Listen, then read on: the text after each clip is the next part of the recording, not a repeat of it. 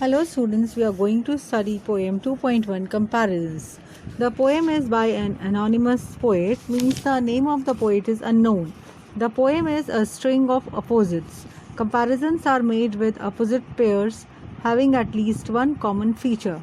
The poem brings forth the vast diversity in the world around us. तो हम देखेंगे, पहले मैं पूरी पोएम रीड आउट करूँगी एक बार.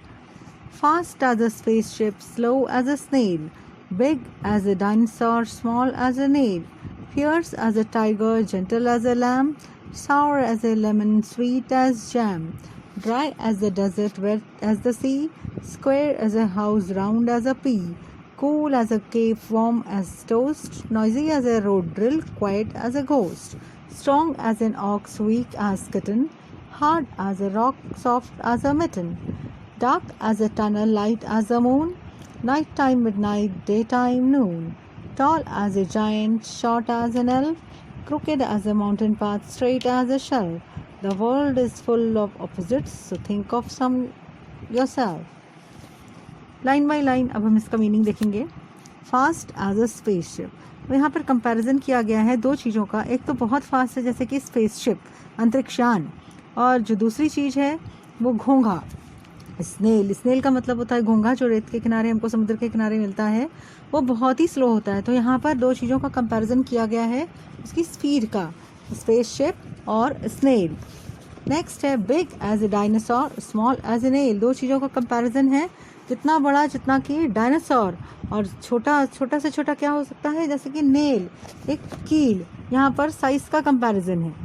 फियर्स एज ए टाइगर, इतना भयंकर, इतना खतरनाक जितना कि tiger. Gentle as a lamb, और इतना सीधा साधा जैसे कि लैम, मेमना. यहाँ पर कैरेक्टर या टेम्परामेंट का कंपैरिजन है.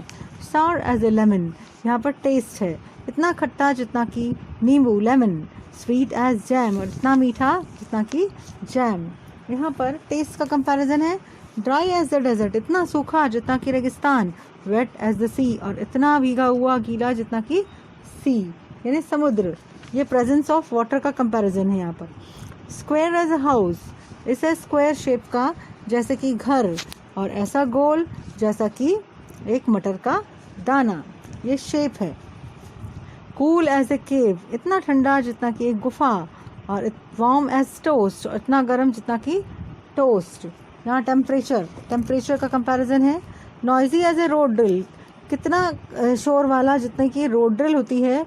और क्वाइट, उसके कंपैरिजन में कितना शांत हो सकता है, क्वाइट एज अ घोस्ट, जितना कि भूत शांत होता है. यहाँ पर साउंड का कंपैरिजन है. स्ट्रॉन्ग एज एन ऑक्स, इतना स्ट्रॉन्ग, इतना ताकतवर जितना कि एक ऑक्स, बैल. वीक एज किटन, और इतने वीक जितनी कि एक छोटी सी बिल्ली. यहाँ पर फिजिकल पावर का कंपैरिजन है. हार्ड एज रॉक, इतना सख्त जितना कि चट्टान.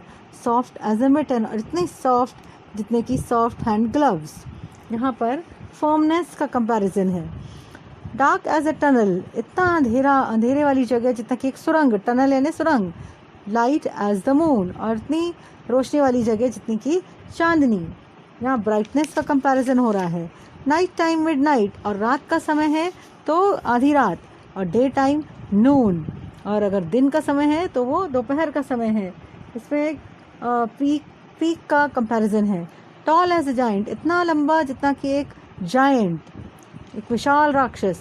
शॉर्ट एज एन एल्फ, और इतना छोटा जितनी कि एक छोटी सी एक एंजल परी. क्रूकेड, यहाँ पर हाइट का कंपैरिजन है. Crooked as a mountain path, इतना टेढ़ा मेढ़ा जैसा कि एक पहाड़ पर चढ़ने का रास्ता, बहुत ही टेढ़ा मेढ़ा होता है.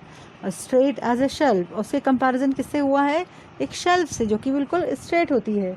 यहाँ पर फॉर्म या कंटूर शेप का कंपैरिजन हुआ है. इस तरह से the world is full of opposites, poet ने बताया हुआ है. पूरी पोएम में आपको कंपेयर कर के चीज़ें दिखाई गई हैं, बिल्कुल टोटली अपोजिट चीज़ें हैं. इस तरह से पूरी दुनिया में ऐसी डाइवर्स चीज़ें हैं, अपोजिट चीज़ें हैं. So think of some yourself, तो आप कुछ अपने आप भी सोच सकते हैं. Thank you.